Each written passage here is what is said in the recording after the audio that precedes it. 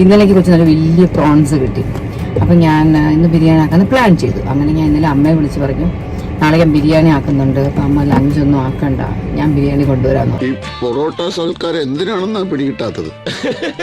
പൊറോട്ട മാത്രമല്ല മട്ടനും ഉണ്ട്. എന്തോ ഒരു കെണിയാണല്ലോ ഇത്. ബിരിയാണിയായിട്ട് പോവാണ് പാരൻസിന്റെ വീട്ടിലോട്ട്. അത്രയ്ക്കും എളിമയാണ്. എളിമ കൊണ്ട് മാത്രം നാട്ടുകാർ മുഴുവൻ എളിമേട്ട എളിമേട്ട എന്നാ വിളിക്കണേ.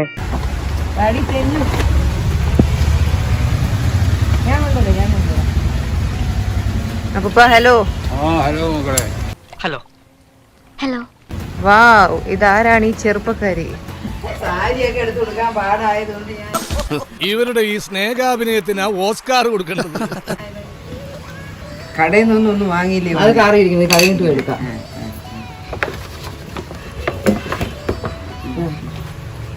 അങ്ങനെ വാങ്ങിച്ചോണ്ട് പോണ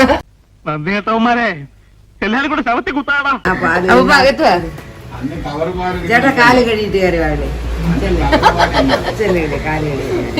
ഇപ്പൊ മനസ്സിലായോ അമ്മയ്ക്ക് അമ്മയുടെ വൃത്തിഭ്രാന്ത് എവിടെന്നാ കിട്ടി എന്നിട്ട് ആണെങ്കിൽ കുഴപ്പമൊന്നുമില്ലെങ്കിൽ അതെ, അല്ലെങ്കിൽ അല്ല. എന്റെ മാനം കെടുത്താൻ വേണ്ടി കച്ച കെട്ടി ഇറങ്ങിയിരിക്കുക ഇയാള്.